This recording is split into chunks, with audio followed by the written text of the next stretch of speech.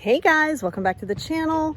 I don't know how good the audio is going to be, to be honest with you. I don't have my little microphone, but I have my little AirPods. And I'm down here with the bee, apparently flying by me. I'm down here at the wharf. It's like really close to my house. This is where I come and meditate. And thought that this would be a good place for me to kind of cover the topic I wanted to cover with you today. And that is not living as a victim to your circumstances. I know, and that's going to seem a little ouchy for some people. But I mean, you got to hear what you got to hear.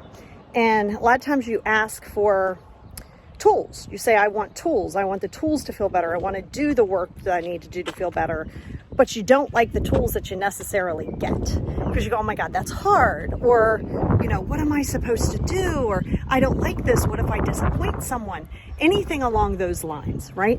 So what you have to understand is your trauma is 100% valid to you.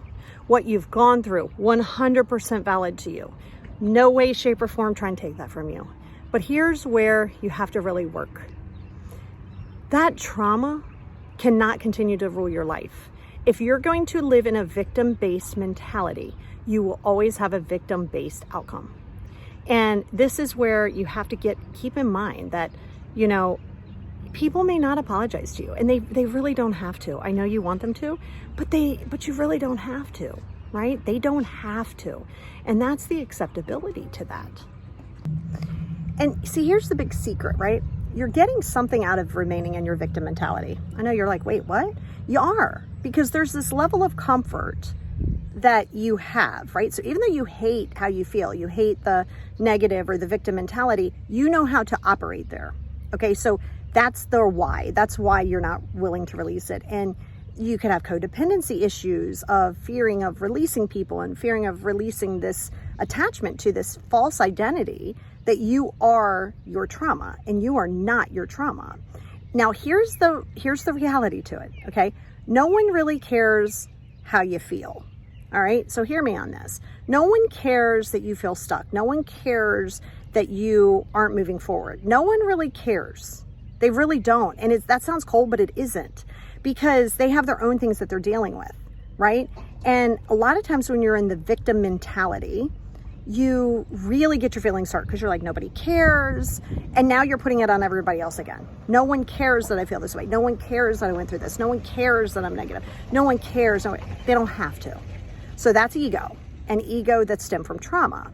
So what you want to do is you want to make sure that you validate yourself. That's why the journaling. Go back to the video that I just did last week. Matter of fact, I'll post it here. This video here is on the 5 journals that I recommend.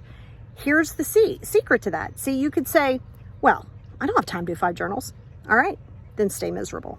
Like, legitimately. And even if you're not doing that, do at least something, some tools. It doesn't have to be the tools I give you either. It could be the tools other people give you. Other people who are trying to give you the tools. You can't ask for the tools and then move the goalpost and be like, oh my God, I don't want to do that one, but I just want to feel good. We've all been there. I lived that for many years. I want to feel better. I want to feel better. Oh God, not like that. Wait, you want me to do what? Exercise? Oh God, I don't want to go for a walk. Isn't there something else I could do? Stop looking for fast fixes. Stop expediting your process. Go through the process. And yes, you go through it. Not anybody else validating you, not anyone else letting you know that you're safe. You're safe. You're not in those situations anymore. You might not have the tools, but I promise you, they're there, right? The tools are there. I keep giving you guys the tools. Not just me. You get your tools from other places too. But you can't say that you want the tools and then not use the tools and then get upset that you're still feeling stuck.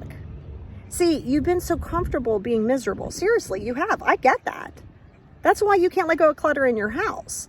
That's why you can't let go of that gold pair of jeans that you want to get into when you were 20 and a size 2, but now your metabolism is like way different and you're an adult and you're not going to get back there. It doesn't mean that you're less than. No need to hold on to stuff that no longer serves you.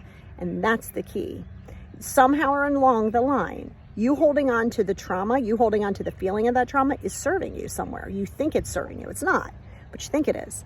So evaluate that. I want you to journal on that. Go into your negative journal, go into any of the other journals, not your gratitude journal, any of the other journals. And I want you to really work through that. What are you getting from your trauma?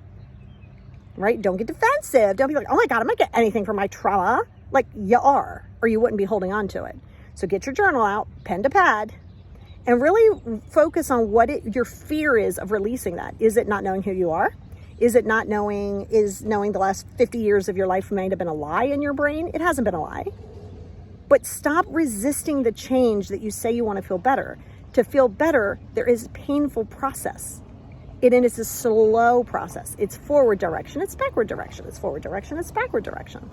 So just remember, you living as a victim mentality and a negative mindset will never give you this outcome that you're seeking. And it will cause codependency. It will cause expectations on other people. And guess who's in charge of every bit of that? You know how you feel like you're not in control of anything?